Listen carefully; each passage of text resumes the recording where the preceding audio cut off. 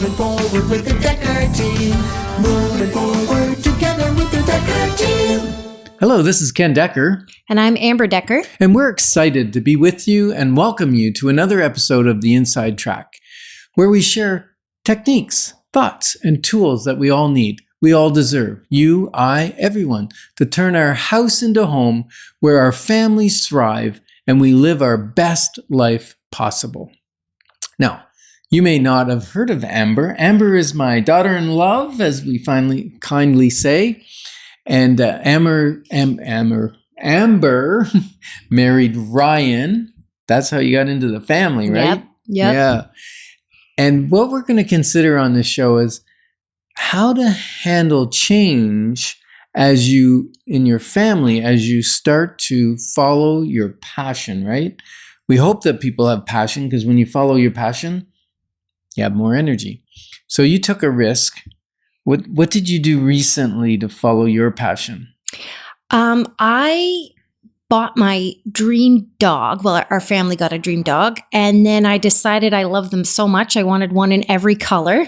They come in 6 colors. So my dream was to breed them and to just see other people get these little puppies in their homes. And then to get the land that we needed for a kennel, we ended up buying a giant 21-acre property. Okay. So let's back the bus up a little bit. You are trained and educated as a school teacher. Yes, I taught high school and junior high for years. Okay. And that would have been a relatively safe income stream, right? Teaching? Yes, it was the 9 to 5. Well, teaching is a lot more than that. But, you had the teacher's pension in Ontario, which is, one of the best, and summers with the kids. And so, yeah, I had a really good gig going. Yeah. People probably thought you were already living the dream life, right? Yeah. But your passion wasn't in teaching. It was for a while. But then when we got little kids, it was either my students or my kids. It was really hard to have enough time in the day for putting them first. And it just was really causing our family life to suffer. Okay, so kids can put like a monkey wrench into the gears, right? Yes. Of the family and the way things are operating. Okay, and you decided, now this dog you're talking about that comes in 6 colors, they don't know what kind of dog. So describe what you fell in love with. It was just a dog that I always loved as a kid. The breed's called Chow Chows. They have these big, beautiful, fluffy coats.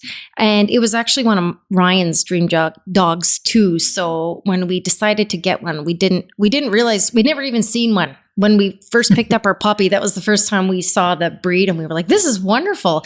And I didn't even consider myself a dog person, to be honest. But we just fell in love with these little animals. Okay, and so you bought one dog, and then shortly thereafter, it was almost like a therapy dog. It was important for your family, right? It was. It helped out every single member of our family in a different way. Right, and then you got a second one because you loved the first one so much. That was where some of your family might have gone, are they crazy? Oh, definitely. Like, and we weren't in a big house. Too. Yeah, we weren't in a big house, and people were like, dogs, where's this coming from? Yeah. And then after that, you said you wanted to breed them. So you took the chance and you brought in some breeding dogs, because neither one of those dogs were breeding dogs, right? You had them fixed so that they... Yep, and we had to import them from other countries to get these certain bloodlines, and it was all new. Yeah. Okay. And so at some point, your house didn't work for that passion of breeding the Chow Chows, right? Yep. To stay in the zoning, we had to move to a different area of the city, and so that got us on the search for looking at different properties.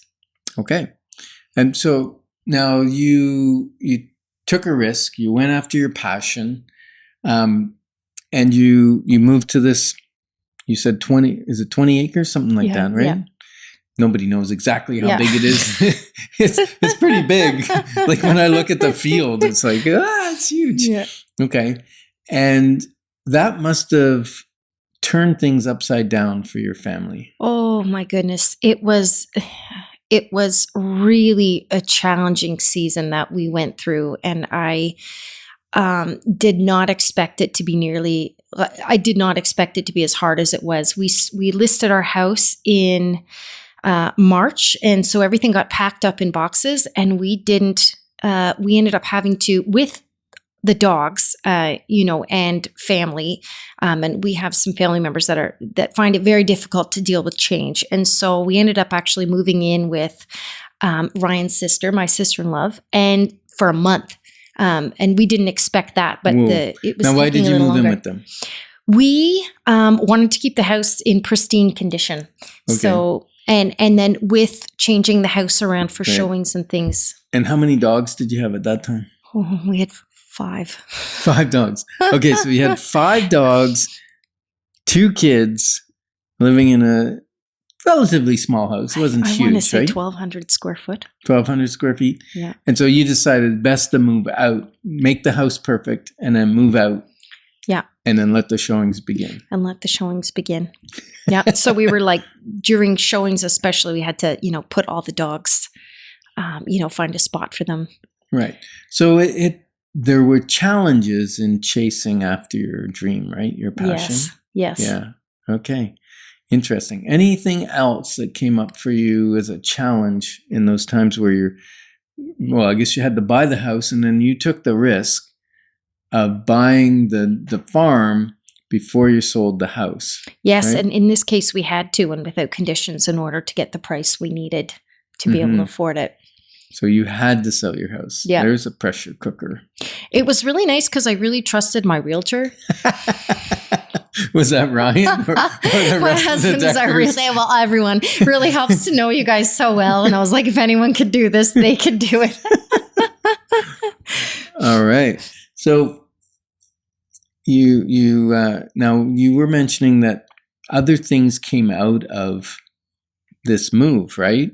Like it wasn't just, okay, door-to-door move. We did sell the house in time for the closing on your other one. And then you had to port your mortgage. There were some struggles there. And so lots of challenges, right? And you got to feel firsthand the behind the scenes of making a move work. Definitely. And now you moved in.